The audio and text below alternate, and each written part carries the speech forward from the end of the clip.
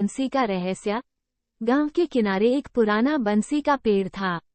लोग कहते थे कि रात को वहां से अजीब आवाजें आती थीं। कोई भी उस पेड़ के पास जाने की हिम्मत नहीं करता था। रमेश एक बहादुर लड़का था। उसने सोचा कि इन कहानियों में कोई सच्चाई नहीं है। एक रात उसने निर्णय लिया कि वो उस बंसी के पेड़ के पास जाकर देखेगा कि आखिर सच क्या है। आधी रात को रमेश बंसी के पेड़ के पास पहुंचा। वहां का वातावरण बहुत डरावना था। चांदनी रात थी, लेकिन पेड़ की छाया में सब कुछ धुंधला लग रहा था। अचानक उसे एक सर्द हवा का झोंका महसूस हुआ और एक बंसी की धीमी आवाज सुनाई दी। रमेश ने चारों ओर देखा, पर कोई नहीं था।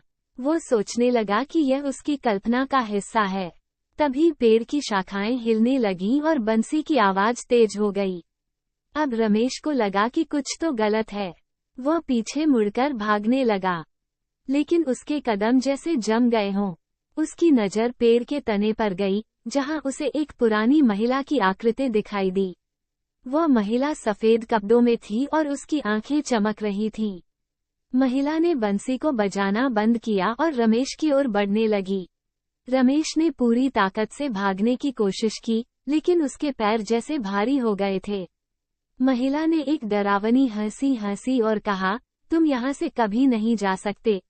अगले दिन सुबह गांव के लोग रमेश को ढूंढने निकले। उन्होंने बंसी के पेड़ के पास उसके जूते और एक टूटे हुए बंसी को पाया। रमेश कभी नहीं मिला और उसके बाद कोई भी उस पेड़ के पास नहीं गया। कहते हैं कि आज भी रात को उस पेड़ से बंसी की आवाज आती है और रमेश की चीखें सुनाई देती हैं। गांव वाले अब भी उस पेड़ को देखकर कांप जाते हैं और बच्चों को वहां जाने से मना करते हैं। बंसी का रहस्य आज भी बना हुआ है।